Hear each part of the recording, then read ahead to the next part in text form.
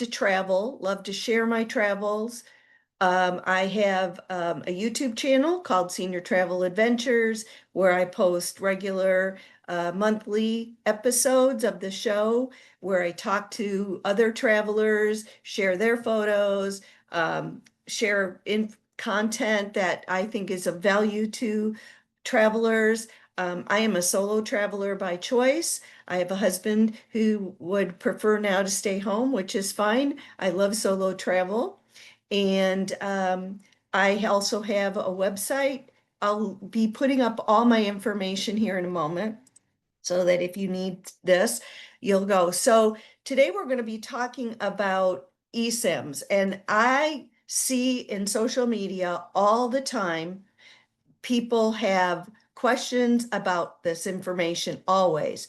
And so I'm breaking it down into very basic terminology to try to help people understand what it is, what it does, what it doesn't do. Um, and that's where this particular session is going to focus. So again, if you have questions, please feel free to drop them into the chat as I go along. This is my contact information. Feel free to email me with questions after the fact, and I'll do my best to answer them. For the past, this is my sixth season of my other show. I have two shows. Senior Travel Adventures is a newer show, but for many years prior, I had a show called Let's Talk Tech, where I broke down technology things to the very basic level, or what I call baby steps. So that information is also available on YouTube, where I've talked about all types of technology. So today we're going to go over what is an eSIM, why use an eSIM versus what's a physical SIM card, how to use an eSIM, the pros and cons of using an eSIM, how to get help, because everybody will need help, I think, for the most part. But I will tell you, after you use it a couple times, it'll get easier. And I'm going to go over some brands and some apps that you'll need to use if you are going to use eSIMs. So let me make sure everybody's got everything they need here. So what are eSIMs? Everybody say, oh, eSIM, eSIM. Well, really it's just an electronic embedded, uh, like a phone number almost, but not your phone number, just a random number that's designated to this electronic data. So they're virtual alternatives. A couple of things. You can, if your phone still accepts a physical SIM card, and some do and some don't, you're always able to buy a SIM card. A lot of times you'll come off the plane and you'll see the booth there that's selling SIM cards. And that's fine. That's a local thing. Depending on where you get it from, sometimes they're cheaper than others. But SIM cards, whether physical or eSIMs, they let you access local data rates instead of paying your roaming charges that you would pay if you used your own personal phone line. And I will address using your own personal phone lines in a little bit in this session, but it connects to the local cellular provider and gives you data. One of the biggest things that I think people get confused about with eSIMs and data is calling, voice calling. It's not like your phone number.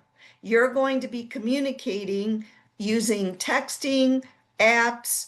You're not going to be dialing a number specifically unless you're using a specific app that allows that. And I'll get into that in more detail.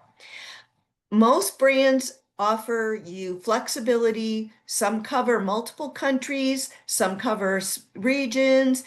They offer us a specific amount of time, a specific amount of data. So there's a lot of flexibility in the eSIM.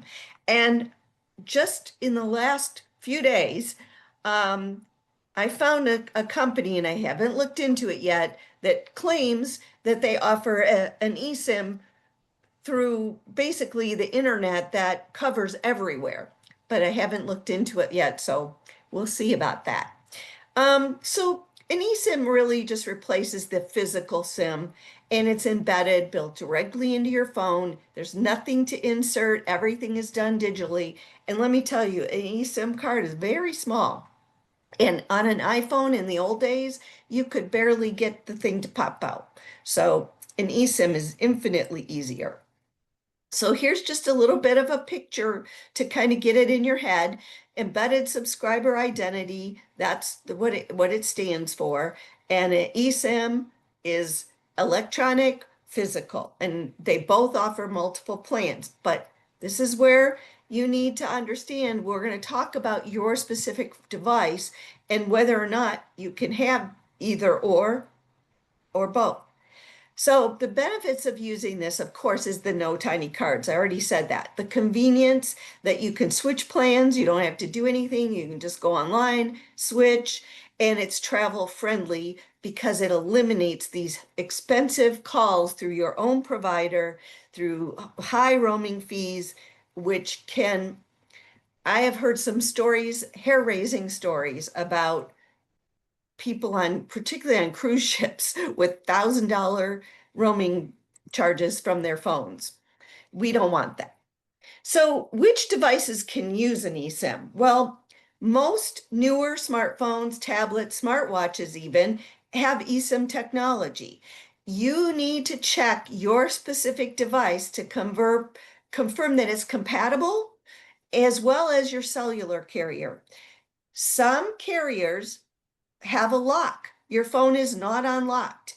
They will not allow you to add a secondary eSIM because when you buy the phone from them and you're committed to your program with Verizon, AT&T, wherever you are in the world, whatever it is, they have a digital eSIM already embedded into your phone with your phone number and their carrier information. They may lock it so that you can't add a second carrier. Now, I use a service right now. I use AT&T, and I was actually checking T-Mobile, and T-Mobile does lock it. But if you want to add a secondary SIM, an eSIM, you can contact them ahead and they will give you a specific amount of time to unlock it, like 30 days, 90 days, so that you can add an eSIM. So T-Mobile will allow it, but your phone is going to be locked unless you ask for it. So you do need to check with your carrier to make sure you can add that eSIM to your phone. So I'm going to talk just about iPhones and Androids. And I'm an iPhone user. I have used an Android for a long time, but I haven't used it with an eSIM. But iPhone, you can check your iPhone by going under settings and then cellular, and it'll tell you whether or not it's compatible with the eSIM. And for the Androids, you access it through network and internet menus. You need to just check to make sure it's compatible, but most do support eSIM technology, but make sure you verify the compatibility and make sure it's unlocked before you purchase, okay? That's my message.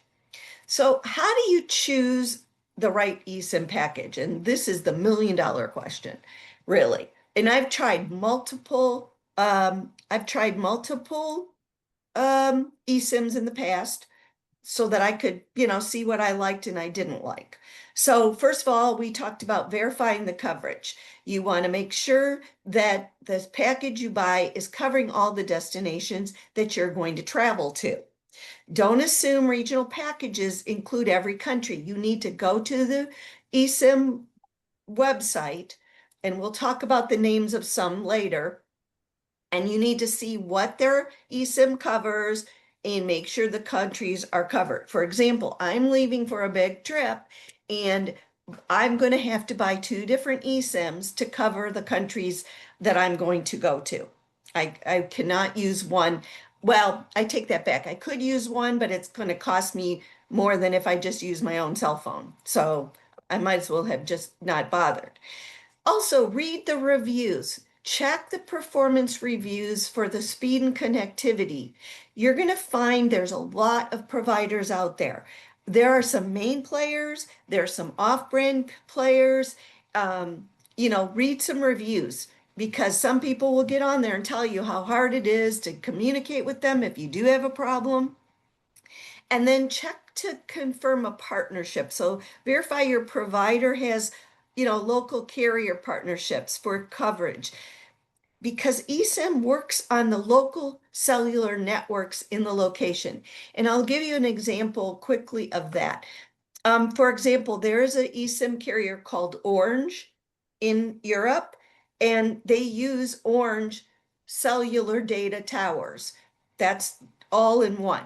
So yes, in the sense of that, that would be potentially a good one to buy because they're the ones selling you the eSIM. The actual cellular carrier for that area is selling you that. So that's where you want to make sure that, you've got good quality coverage and it's just not some fly by night that doesn't partner up with, or just randomly gets the leftovers from whatever cellular carrier covers that specific location you're traveling to. And with that being said, your eSIM is only as good as that local network provider. So remote areas will have limited connectivity regardless of what you purchase. There are areas in the world where you still do not have good quality coverage. So you just have to keep that in mind that nothing is perfect. And most eSIMs, as I mentioned, provide data only access. If you want to use text messaging, you need to check with your local carrier to see if it's included in your plan, if it's an extra charge, because you're not going to be texting using an eSIM unless you're using an app. And I know I keep promising I'll talk about that later, and I will.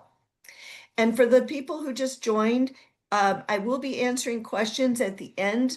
So if you do have specific questions, please type them in the chat or wait and write them down and I'll answer them when we're at the end. The other thing is hotspot capability. So what's a hotspot? Well, your phone, if you have two devices, if you have an iPad and an iPhone, for example, one of them can act as a hotspot. So my new iPad, I always had an iPad that had a phone line built into it until a few years ago.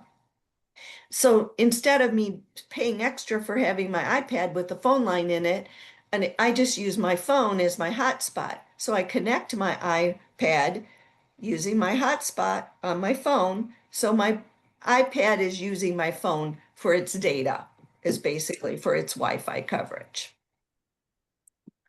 So how do you activate this eSIM? You found out, you did all your research, you did everything. Well, you want to look at the different options. I am recommending Saley, and I'm only recommending them now because I had a really good experience with them. I used Aralo for a long time on my travels, and I had them on my last trip, and they fell down badly. Um, I pride myself on knowing as a technology instructor, that I should be able to figure out how to get my eSIM to work properly. And with Aralo, it worked and then it didn't. And so I went online and I looked at the options and I liked Saley. I liked their pricing, I liked their coverage, and I liked how easy it was for me to put it into my phone, to launch it and to use it. And during the time I used it, I had to add data. And it was so simple to add data. And they told me right away, hey, you're running out of data. Click here to add more data. So they made it so simple. So I'm saying that now. Um, if you use my Saley code later, I get like 20 cents or something. It's not like I'm making money off of my affiliation with them.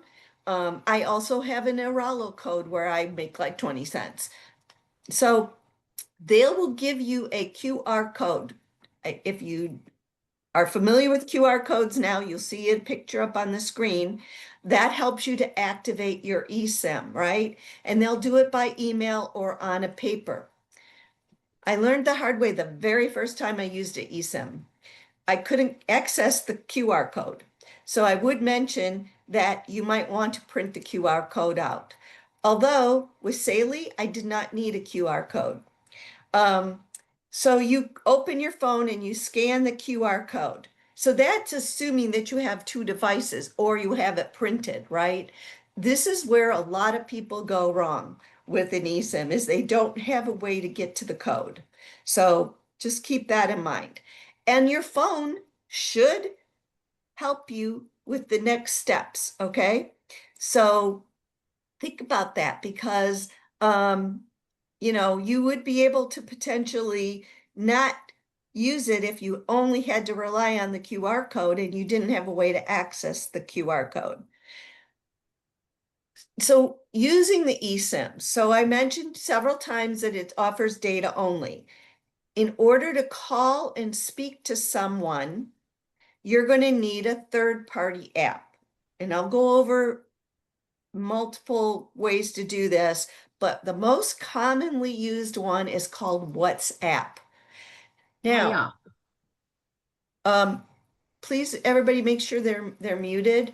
Um, WhatsApp is super easy. It does connect to your own phone number. Anybody in your contacts is going to potentially already be in your WhatsApp contact list. You can also add contacts. A lot of international hotels and other things, they use WhatsApp to communicate as well.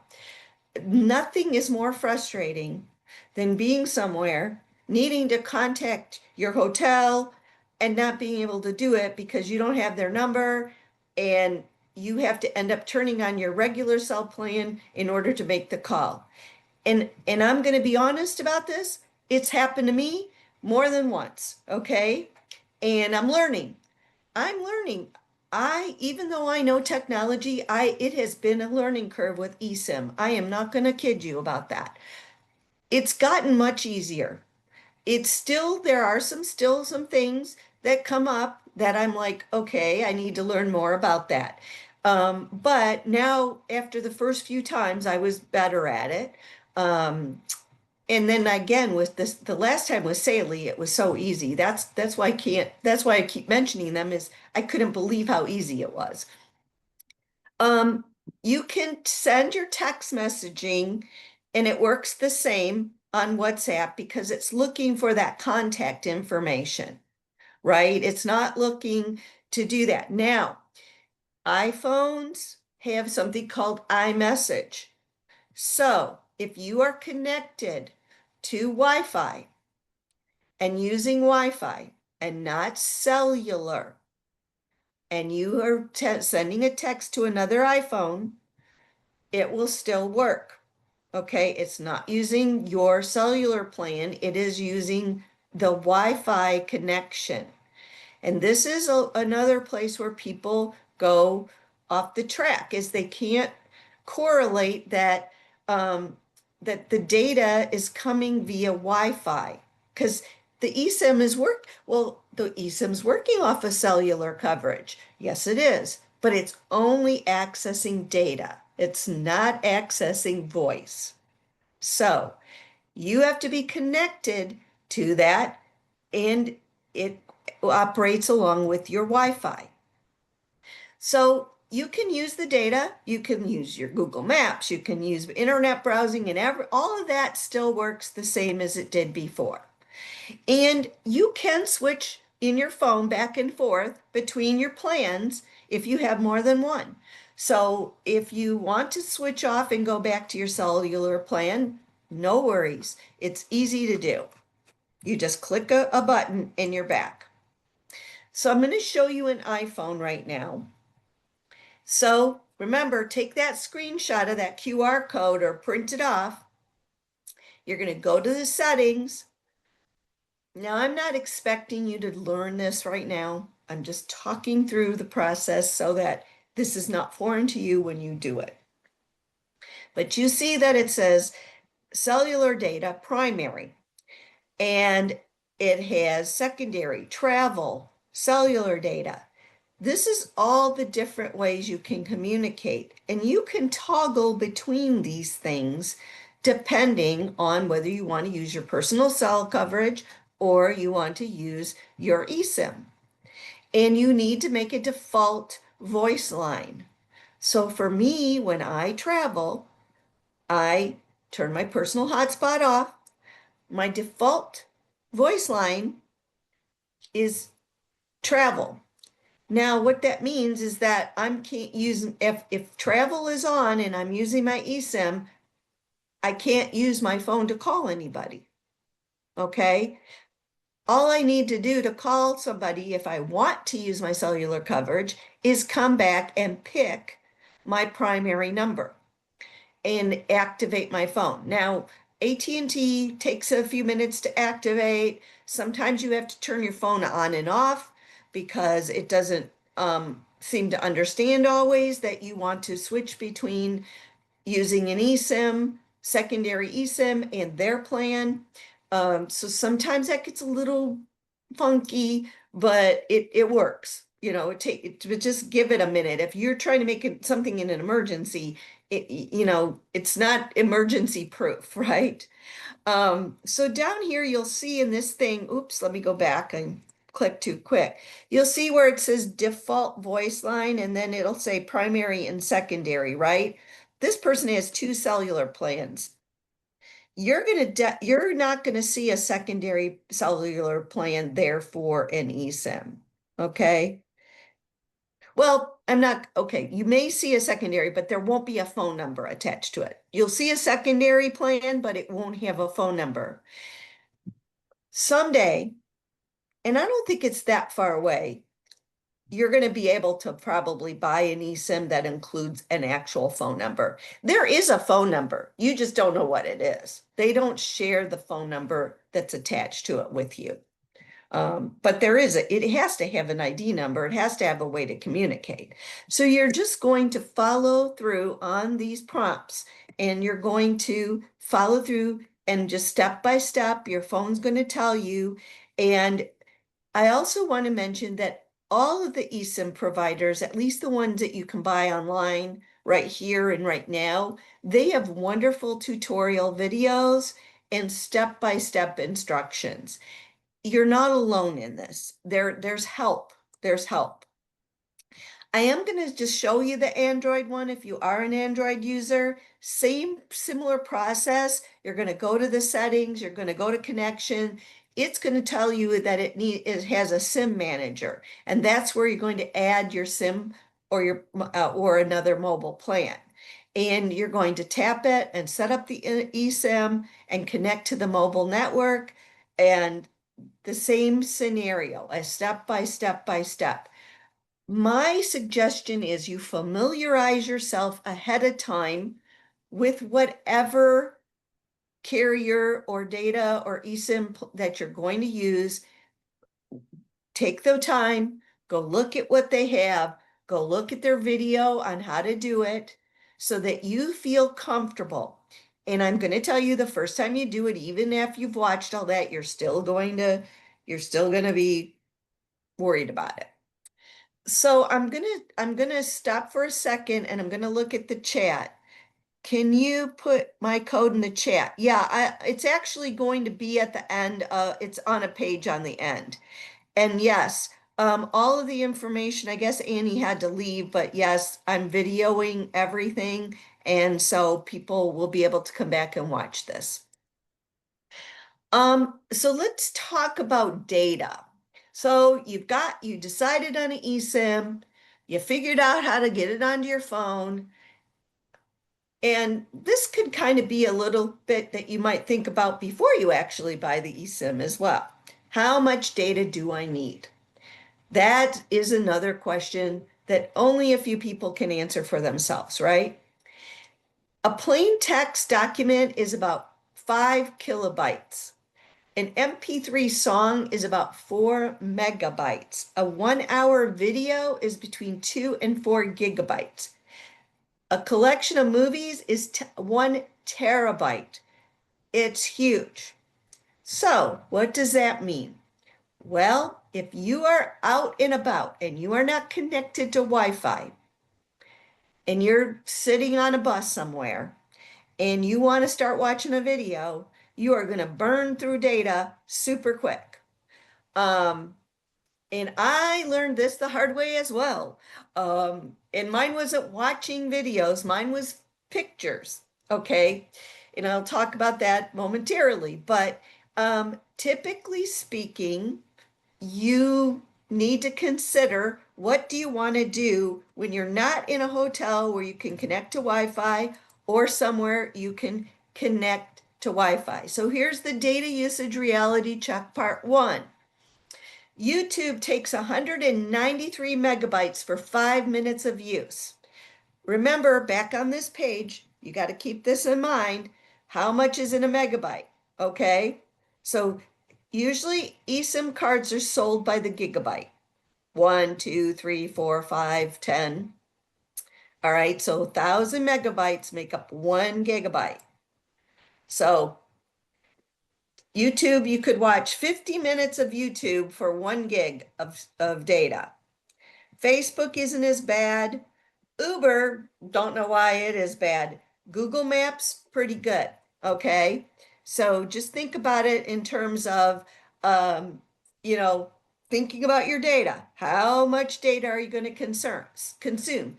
And remember, this is only happening when you are using the cellular data that came with the eSIM, not when you are on your hotel or your cabin on a boat. Well, we'll talk about cabin on a boat, but you're if you're on Wi-Fi, that's different than using the data on the eSIM. Okay. Data reality check part two. In some countries, international phone users can be charged $2 a megabyte while they're roaming.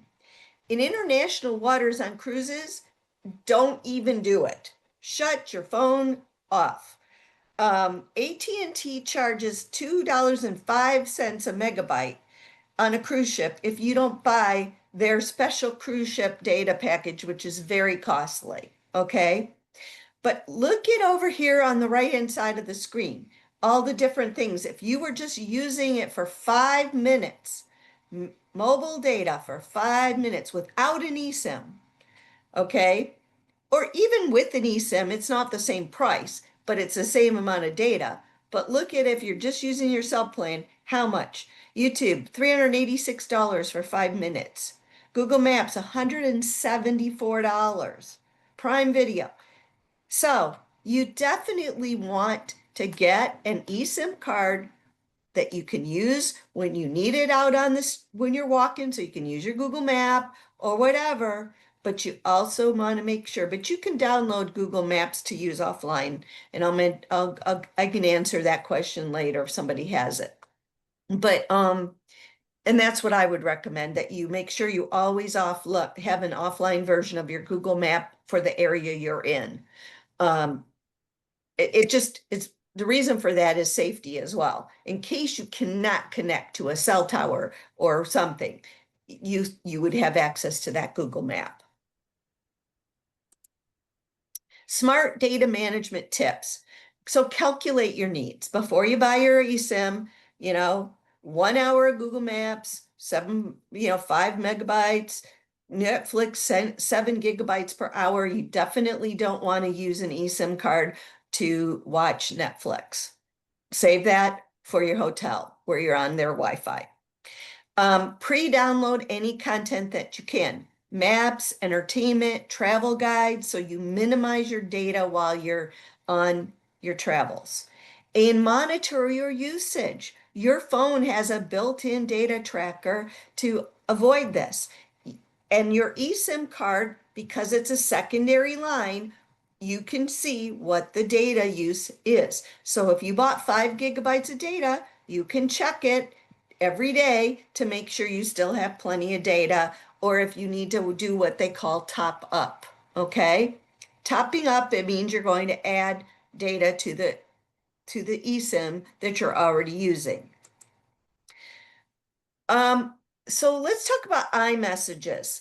I talked about that earlier because iMessages, you can use your cellular system services and you have messaging services, and that's messages to someone else, right? So you can send a million iMessages with just 1 GB of data if you stick to plain text. That's not sending pictures, emojis, anything like that. My recommendation is you disable your iCloud sync from cellular, okay? That saves so much data, so much data. You could always turn it on every night when you're on Wi-Fi and when you want to sync everything. But during the day, you don't want to have it, and you're out and about and you're using your eSIM cellular data connection, that syncing will burn through your data in a hot minute. Okay? So toggle off. This is, though, something you'll have to pay attention to, though, because it's important to sync your information, especially if you've taken a lot of pictures during the day and you want them uploaded to the cloud. So whenever you get back to your hotel room for the night, you go onto your phone and you go back to your settings and you sync, okay? And depending on your Wi-Fi connection in your hotel, it might take a while to sync or it might be quick. It just depends on their amount of level of service. So let's talk about this from this perspective. Researching. You want to skip those roaming charges. Stay connected using an eSIM. Compare package. Review the review. Read the reviews. Buy and install that eSIM before your departure. However, be cautious. You want to wait till the last minute to activate it because it's on a timer usually. Sometimes they're 7 days, sometimes they're 30 days, 14 days, and it starts the minute you activate it, right? So that's gonna be one of the last things you do when you leave home. And I suggest, you do it. Now, Saley, it activated as soon as I clicked on it in Italy when I was there. So it automatically did. I know that Aralo will activate early too. So you want to do it, you want to time it so that it's in the sweet spot. Um, so you turn it on the moment that you land, okay? You click on your phone. When you turn it back on your phone, you make sure that eSIM is loaded. And that lets you connect wherever you are, depending on the plan that you bought. So I'll go back to my Aralo story for a moment. So I'd used it a lot, and I bought it just like I ordinarily would, and I got my plane connected in Germany. So when I got off the plane and I turned it on, it connected me to the Germany phone service. Great, it was working fine. I got back on the plane, went to Italy, got off the plane. I couldn't get it to connect in Italy, even though I had bought a plan that covered all the areas I was going to. And I went online with their chat and I stayed online with their chat way too long and finally just said, that's enough. I'm not going to bother with this. And that's when I started looking at the other options and found Saley. So if you need help with eSIM, ask children, grandchildren to help you because they are usually really good at this. You can also go to your phone carrier's location and ask them for hands-on assistance. Make sure you watch those online tutorials because they will demonstrate the process step by step by step. And it's okay to watch it more than once. And then be patient with yourself. It's okay. It might take you a little bit of time to learn any new technology. Don't beat yourself up over it. Take the time you need. Everybody has to learn something sometime. So which one should you buy? Well, here's a couple of the big players. Aralo, Nomad, Saley, Holafly, Allo. Now, Holafly and Vodafone, I didn't mention Vodafone, but Vodafone is very big in Europe. And Holafly, they played commercials on my airplane ride to Italy over and over and over. And here's the thing, it sounded really good, Holafly, but it was very expensive in comparison to some of the other things. And that's really my reasoning. What is okay about Vodafone is Vodafone is typically going to use their own cell towers in like Italy, France, those areas. So again, that goes back to when I said, making sure that the carrier is solid for the area too. Here's my code. I made it into a bit.ly. So it's bit.ly/save. And if you use the code Debbie5 or try Saley, you get like 5% off or something. It's like $1. And again, I do this affiliation with people. I don't sell anything. I do my affiliation. Any money I pay from like Amazon, like somebody buying something I suggest, goes for me to have a website, and that I don't pay myself money. I do this as a volunteer, but it's nice to be able to offset. I will tell you, in a year and a half, I made $15 from Amazon. So far for eSIM cards, I think I haven't made anything. So, and I don't care. I mean, it's not for me to make money, but please use my code so they know that I'm out there. And the biggest thing I found between Aralo and Saley was, even though Aralo has more countries, and the price range is a little bit, they're similar in some ways and different. Customer support, Aralo says they have WhatsApp. I tried it, it didn't work. Um, I think Saley is super beginner friendly. So, and also Saley is owned by NordVPN. NordVPN is one of the largest VPNs in the world. And we'll talk about VPNs if anybody's interested, because do not travel without one. Um, but I feel like Aralo and Saley have some similarities. Again, my personal experience was that I just felt that Saley was a little bit easier for a beginner. And here's what I thought about as I made my purchase. I don't like to read instructions, but in this case, you have to, and you have to read them more than once. Also, remember that eSIMs are data. And so to call, you're going to need to use apps, which I'm going to talk about next. Cost of the data. How much data do you need to buy? What's the cost?